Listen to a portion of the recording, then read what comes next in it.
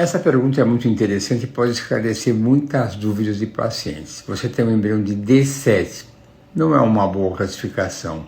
Tem um embrião de morfologia 4cc, também não é muito bom, mas tem um metascore baixo, é razoável, é bom. Quer dizer que a chance de você engravidar com esse embrião está ao redor de 25, 30%, mas existe uma chance. Mas o ideal é você tentar fazer mais uma estimulação ovariana para ter mais embriões e ter uma chance maior de engravidar. Guarde esse embrião, não é necessário descartá-los, ele tem chance de implantação, mas talvez seja melhor você repetir o procedimento para ter mais embriões e vai depender um pouco se você já tem filho ou não. Se você não tiver nenhum filho, eu recomendo fazer mais uma estimulação para ter mais embriões, até para essa gestação e para as próximas também. Eu sempre gosto de falar e repetir os detalhes de uma classificação embrionária que acha-se que vão definir o sucesso e o fracasso de um tratamento. Nem sempre. O embrião de morfologia melhor, ele simplesmente tem uma chance maior de implantação. E o embrião com uma classificação inferior tem uma chance menor, mas muitas vezes uma chance maior de 70% não tem gravidez. E aquele embrião que tem uma chance inferior tem uma chance que gera gravidez. E hoje em dia muitas coisas estão mudando com a inteligência artificial. Eu comentei numa aula recente e vou comentar também em algum vídeo que a inteligência artificial é capaz de recolocar o embrião na sua probabilidade. Aquele que tem uma probabilidade menor, na verdade, pela inteligência artificial, de acordo com a sua evolução, pode dar uma chance maior de gravidez. Precisamos ser muito cautelosos em tomar decisões simplesmente com a classificação morfológica. Essa é mais uma pergunta interessante. Dependendo da sua idade, da sua reserva ovariana, do sêmen do seu marido, se é de boa qualidade ou não. No caso aqui, se for para tentar engravidar de primeiro o mais rápido possível, fertilização in vitro sem dúvida nenhuma. Mas se você for uma paciente com menos do que 35 anos, você tiver uma boa reserva ovariana, não tiver nenhum outro problema, nem o seu marido tiver um sêmen com problema, for perfeito também, às vezes uma restauração da anatomia por cirurgia pode ser uma boa indicação e dar para você a chance de engravidar naturalmente, mesmo tendo uma trompa só. Aí tem que analisar o caso em detalhes para dar o melhor caminho para você ou para aquela paciente especial. Nem sempre existe um caminho único. Temos que conversar e avaliar todas as possibilidades para ver qual é o melhor caminho. Depois da transferência embrionária, o normal é seguir a vida da maneira que a paciente faz todos os dias, sem nada especial. Eu faço as minhas transferências sempre às 2 horas da tarde, 2h30 por aí. E eu falo para a paciente ficar em casa ou no hotel, quando eles vêm de fora de outras cidades, e no dia seguinte voltar à sua rotina normal. É claro que estrepulias, academia, querer fazer meia maratona, correr para lá e para cá, não pode. Mas uma vida de escritório, se ela trabalha de uma maneira natural, não há nenhuma necessidade de ficar em repouso. Eu até acho melhor seguir a sua vida normal, porque ela não vai ter aquele estresse, aquela angústia. Será que eu estou grávida? Eu senti um pouco de enjoo, eu senti uma cólicazinha, então eu estou, então eu não estou. Vira um outro estresse que pode ser até prejudicial. Portanto, após a transferência, naquela tarde, repouso em casa, tranquila. No dia seguinte, vida normal, sem estripulias. Essa pergunta está fácil para responder. O que funciona melhor para uma mulher com mais de 40 anos? Rapamicina, o EVA 360 ou o NMN? Sem dúvida nenhuma, o que pode ajudar é o NMN. A rapamicina é uma boa indicação para preservar a fertilidade, mas cuidado com os efeitos colaterais que são muito desagradáveis quando aparecem. Tem estratégias específicas para usar rapamicina, que eu acho algo extremamente interessante para preservar a fertilidade. O EVA 360 está mais do que provado, mas muito provado, que não vale absolutamente para nada. A nicotinamida mononucleotídeo, ou seja, o NMN, essa pode ter alguma ajuda em melhorar a qualidade dos óvulos, ter melhores embriões e uma chance maior de gravidez. Mas é um suplemento, não é uma garantia, mas pode ajudar muito a melhorar os resultados.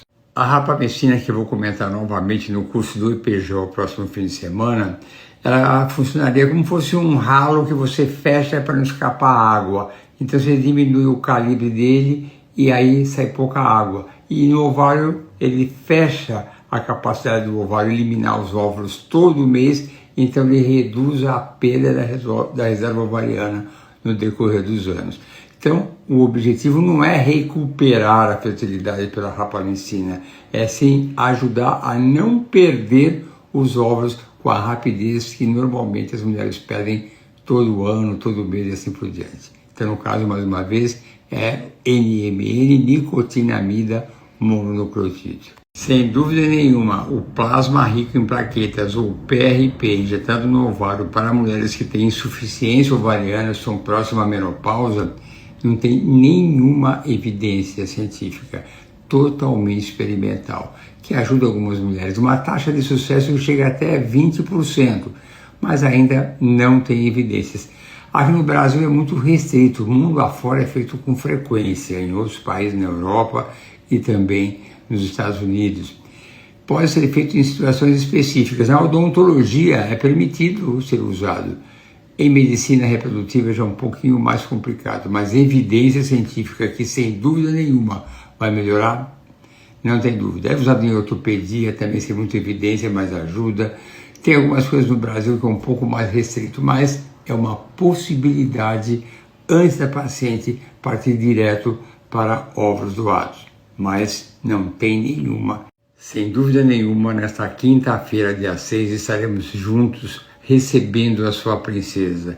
Será um parto maravilhoso. Sem dúvida nenhuma também as meninas do IPGO adoram você, não só as da FIV, não.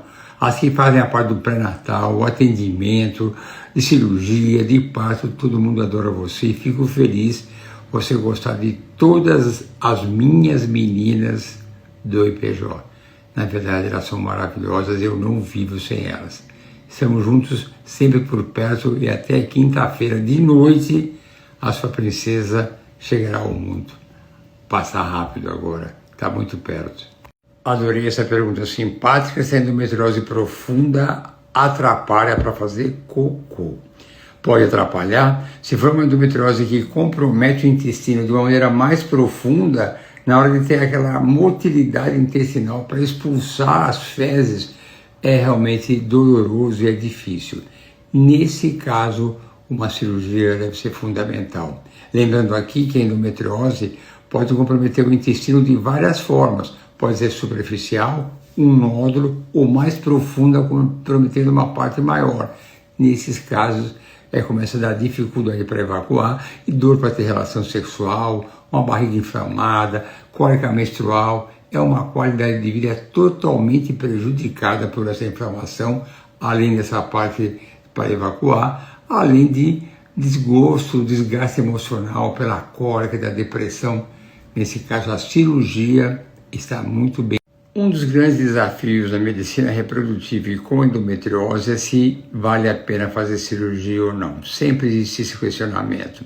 A endometriose não é obrigatório operar, mas tem situações como essa que foi revelada agora, que a paciente tem muita dor, está realmente inflamada, desconfortável. Nesses casos, o ideal é fazer fertilização, coletar os óvulos, ou congela os óvulos, ou fertiliza e congela os embriões, e depois que atingir o objetivo do número de óvulos ou de embriões, fazer a cirurgia para melhorar a qualidade de vida da paciente. E em muitas situações, o resultado da transferência embrionária, um positivo, é melhor quando faz a cirurgia, quando comparado àquelas pacientes que não fizeram um tratamento cirúrgico. Pode bloquear os hormônios, ajuda um pouco, mas nessas situações a cirurgia é mais efetiva. Não tem que agradecer, e Luísa é um nome muito lindo. E essa semana nasce, maravilhoso. Um bom parto, que tudo dê certo, que eu quero ver também a carinha da Luísa logo após o parto. Manda a foto para mim e para toda a equipe PGO. Um beijo para você e um ótimo parto. Olha, esse Congresso americano foi um dos mais frustrantes que eu já fui na minha vida. O Congresso americano tem uma pegada e tem inovação, coisas tecnológicas, coisas para frente, coisas que estão aí experimentais, mas podem ajudar e vale a pena você começar a usar, mas dessa vez, nada. Lógico, alguma coisinha ou outra a gente sempre traz uma observação foi mais fazendo críticas inúteis, como até que a vitamina D talvez não seja tão importante. Mas como não é importante? Uns comentários às vezes que dói. Sinceramente, eu fiquei frustrado e eu continuo igual, mas sempre de olho em tudo que tem de avanço para mulheres com baixa reserva ou falhas de implantação. O Congresso não é tudo, estou de olho totalmente em tudo que acontece. Já estou com a minha programação para quais congressos eu vou o ano que vem. O europeu com certeza. Eu tenho um certo amor pelo americano, que faz 20 anos. E continuando, eu tenho um certo amor pelo americano, eu me sinto muito bem lá. Mas esse aspecto de inovação, esse ano não foi nada bom, nada inovador, muito morno. Eu não sei se ano que vem eu vou, mas eu tenho aquele carinho especial, eu gosto da dinâmica dele. Fiz o curso pré-congresso que era de baixa reserva ovariana e de mulheres pele avançada. Tudo que estamos cansados de fazer, nada. Alguma coisa sempre eu trago, tem até já um relatório que eu estou essa semana, totalmente preocupado com o curso de PJ que é a semana que vem, que aliás eu não vou nem responder perguntas cabelosas, que eu vou estar sábado e domingo lá dentro, sem sair de nada, concentrada no curso de PJ. Depois, no fim do dia, vai ser meio difícil ter essa energia toda, hein? Não vai dar para ler as perguntas. Mas a vida continua. Você fez 2 transferências com ovos doados, não teve resultado e quer saber o que eu acho. Bom, tem uma série de coisas que podem ser pesquisadas, tudo. Se você já viu se o seu endométrio ele é receptivo ou não, se tem endometrite ou não, se tem adenomiose, se tem trombofilia, se tem contrações em excesso no útero, e a parte masculina, fez fragmentação, ele fez cariótipo, será que você pesquisou tudo? 2 falhas podem acontecer, mas se você não fez tudo isso que eu falei aqui agora, é extremamente irritante. Então a minha recomendação é tudo. Biópsia de endométrio, microbiota, trombofilia, adenomiose, contrações uterinas em excesso, parte masculina. Faça uma revisão completa de todos os detalhes para passar para a próxima transferência. Existe também a parte imunológica. Embora existam controvérsias da validade, se vale a pena pesquisar ou não tem comprovação, mas tem situações que podem ajudar. Pesquisar o KIR, pesquisar citocinas, ver a parte imunológica do endométrio, como é o endométrio, tudo isso deve ser investigado. Algumas pessoas falam, essa parte imunológica eu não confio, não acredito, mas existe até uma sociedade americana que só cuida de problemas imunológicos da reprodução, é porque tem algum valor. Chama-se American Society of Reproductive Immunology, que só cuida disso. Então, se existe uma sociedade, é porque tem muitos profissionais que acreditam. Eu acho que nessas situações vale a pena pesquisar. Eu pesquiso. Eu acredito tanto nisso que eu escrevi um e-book que eu estou colocando aqui agora, e tem também o texto corrido no site falando sobre os aspectos imunológicos da fertilidade, mostrando os exames que devem ser recomendados e como é feito quando existem vários exames que são alterados, como coordenar todos de uma vez só para ter um tratamento de excelência. É esse link que eu estou colocando aqui, ou do e-book ou diretamente no texto do site. Você não acabou sua pergunta. Você é heterozigoto para que gene? Para que doença? Quando uma doença é heterozigoto, quer dizer que você tem metade dos genes para aquela doença. Não tem os dois nos 2 cromossomos. Aí precisa ver. Se for homozigoto nos 2 cromossomos, aí é uma coisa mais complicada. Se for heterozigoto, tem só em um dos cromossomos, dependendo do caso, merece uma atenção especial, mas às vezes não. Você não falou o fundamental, heterozigoto, de que doença, de que problema? Manda depois que eu te respondo. Sim, claro, você pode transportar para outra clínica. Os ovos são de sua propriedade, eles são em custódia naquela clínica. Você pode levar para onde você desejar. Você pode levar para uma outra clínica, em uma outra cidade, em outro estado, em outro país. Se são de sua propriedade, os óvulos, você pode levar para onde você quiser. Estão só lá guardadinhos, mas você tem direito de levar para outra clínica. Você não pode levar para sua casa, não vou levar para minha casa, não. Só vai de clínica para clínica, tá bom? Os óvulos são de sua propriedade, eles estão em custódia na clínica, mas você pode levar para qualquer outra clínica, em outro lugar, em outra cidade, em outro estado, em outro país. Existem transportadoras oficiais de material biológico. A própria clínica faz um contato com essas transportadoras, passa o valor que é de acordo com a distância, o valor do transporte, e você pode transportar. Você não pode transportar para sua casa, levar com você, isso não. Só vai de clínica para clínica e com transportadoras oficiais especializadas em transportar material biológico. Tranquilo, é sua propriedade o óvulo, leva para onde você quiser. O BCL6 é um marcador imunistoquímico e tem seu valor. Ele pode estar associado a um processo inflamatório ou a endometriose ou adenomiose. Normalmente, o BCL aumentado está mais ligado à endometriose e adenomiose. Nesse caso, depois de uma avaliação por ressonância ou ultrassom com preparo, a recomendação para a transferência é fazer um bloqueio hormonal de 1, 2 meses, 3 meses no máximo, dependendo da endometriose ou adenomiose se estiver associado. Não é preocupante, é só saber que ele existe e tratar sem problema nenhum. Essa pergunta é facílima. Como saber se o nível de estradiol e progesterona são adequados? Só dosando.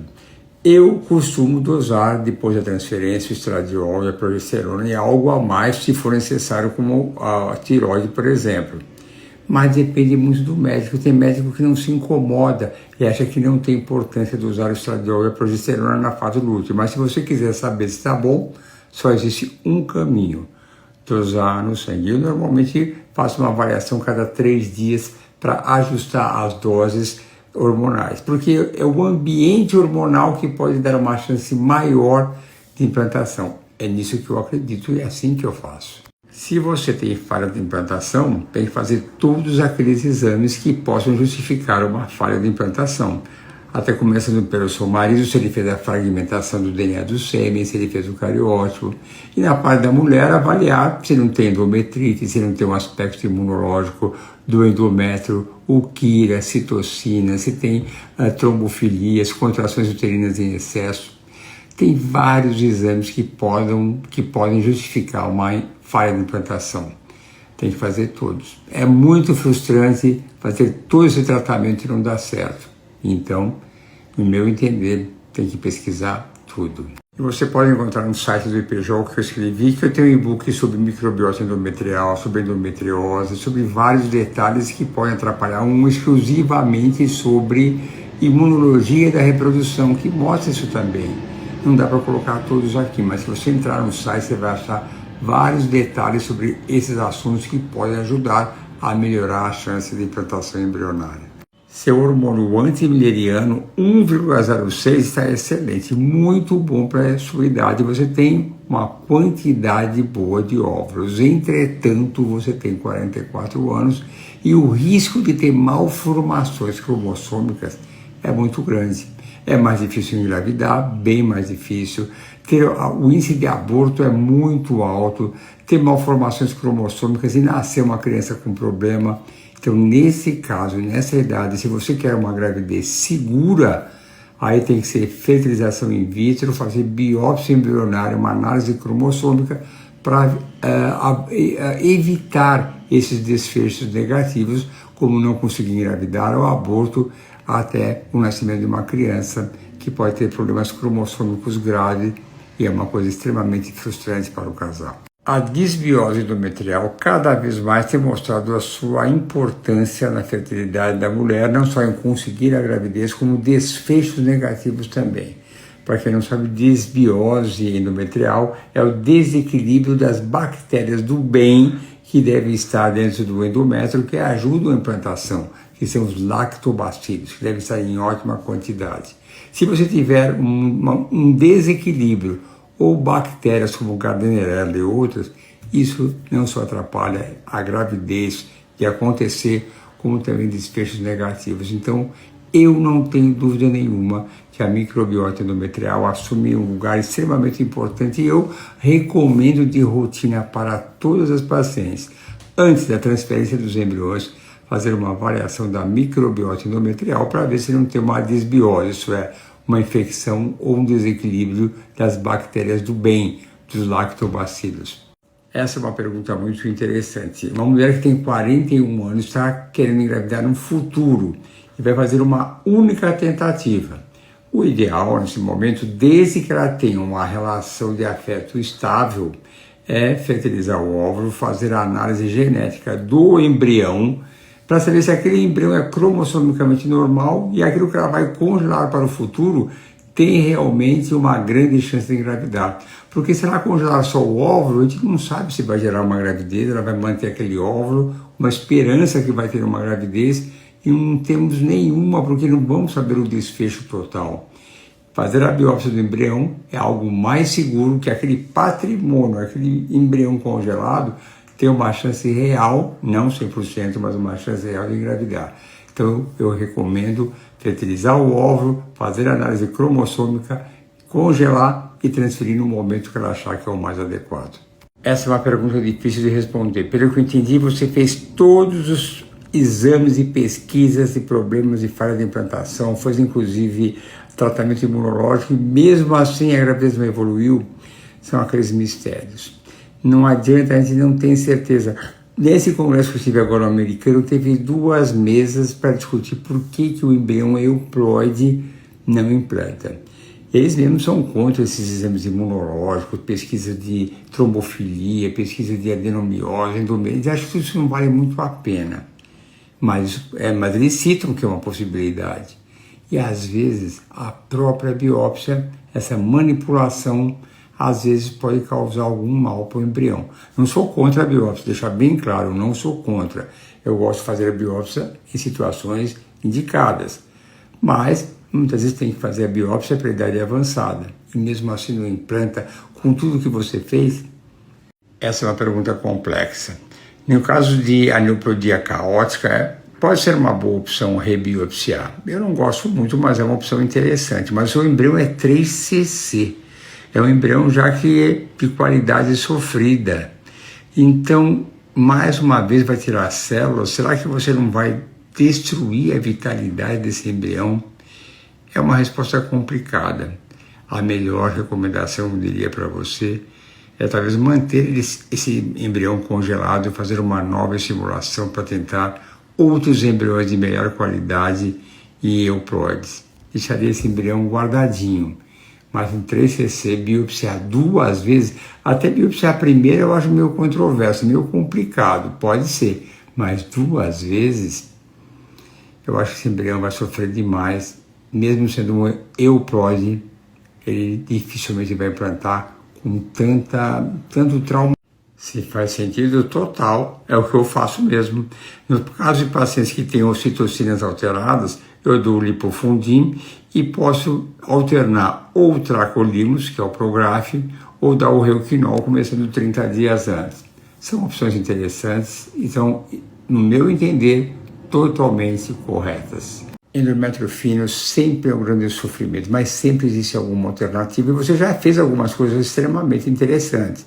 Mas existem outras, como por exemplo usar a via do estradiol por via vaginal, adicionar o sildenafil mesmo por via vaginal. Você pode usar fatores estimulantes de granulócito, filgrastim, o GH, ciclo espontâneo.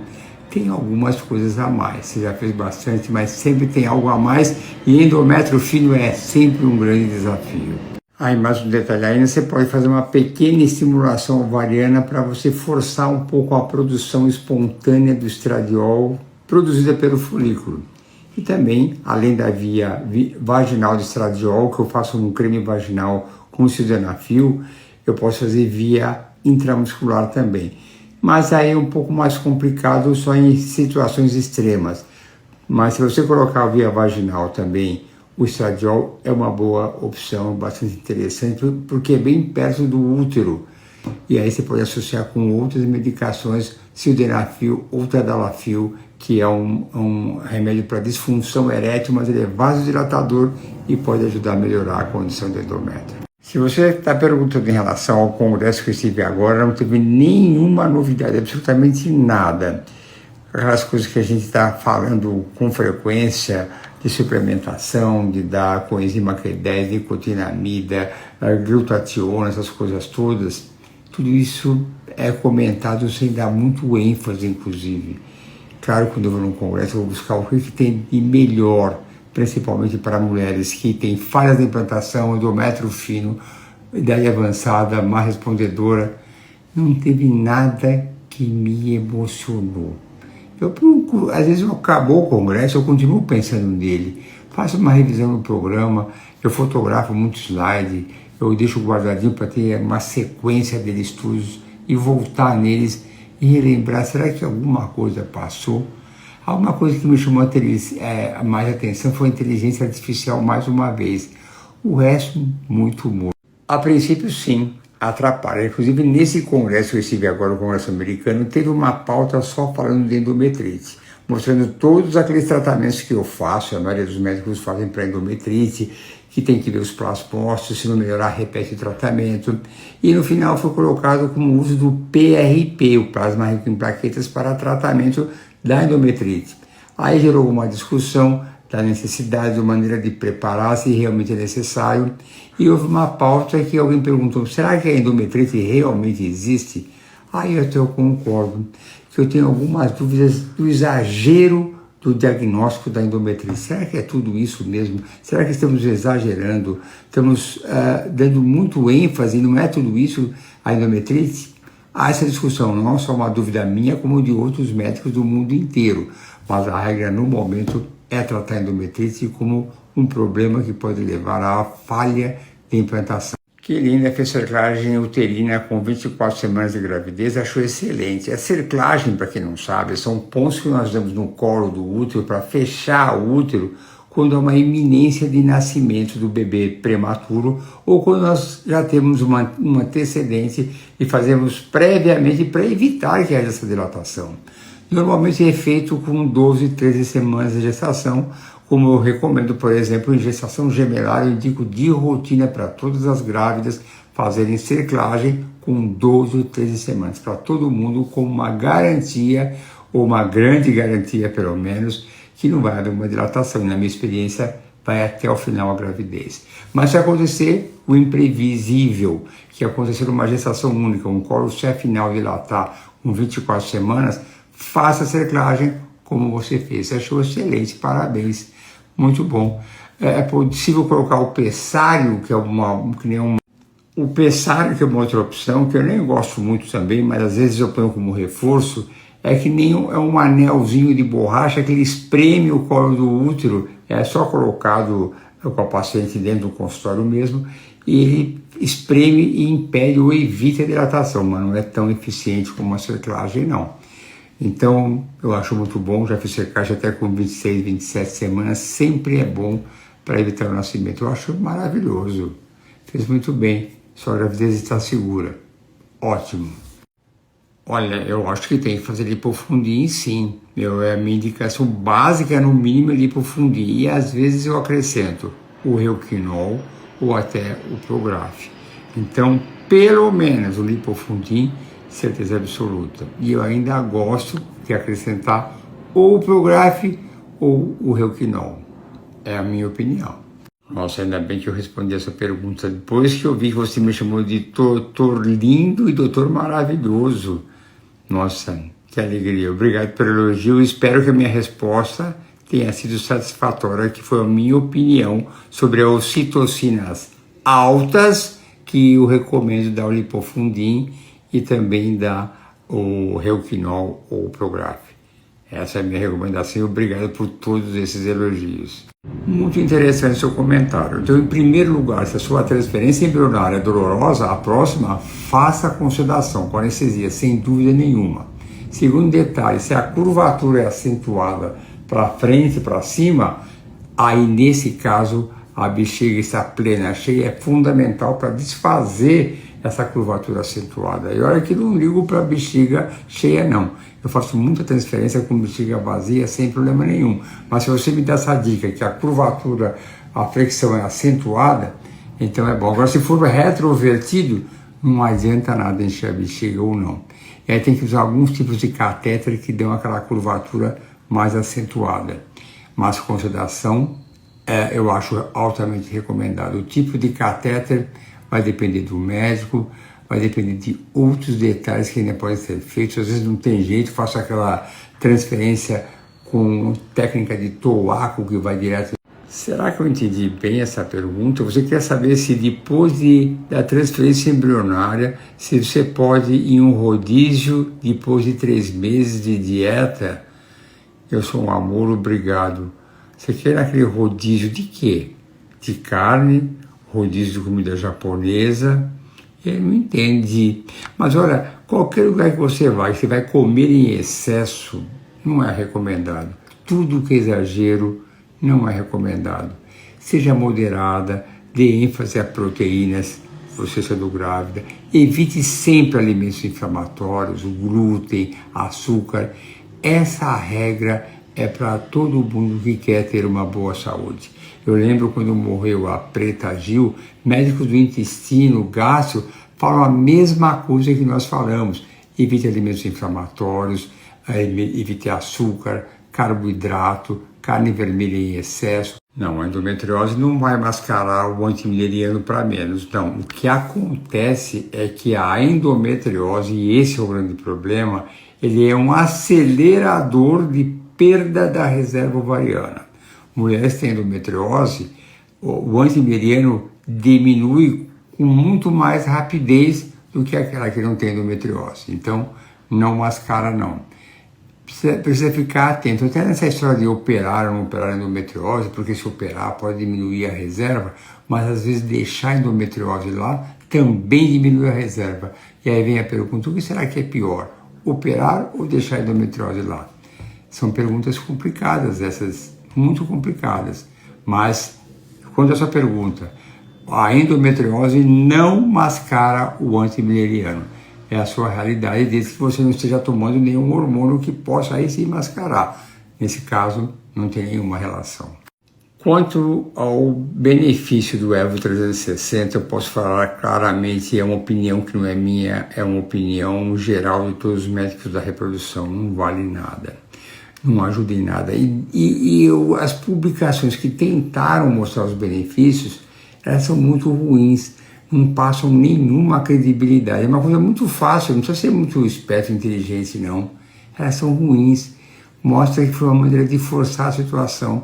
Eu cheguei em alguns casos complicados, dá para ajudar alguma coisa, mesmo porque quando você olha para o conteúdo do que tem o Evo 360, não tem por que melhorar esses detalhes, e realmente não melhora. Eu não acho, e acho que nenhum médico da reprodução receita essa medicação. É uma opinião para todos isso. Eu nunca recomendo transferir 2 embriões ooploides de uma vez só. Eu sempre recomendo transferir um de cada vez. Porque muitas pessoas falam, que lindo, eu vou ter gêmeos, quero acabar com isso de uma vez, já quero ter minha família de uma única vez. Mas a gestação gemelar tem suas complicações.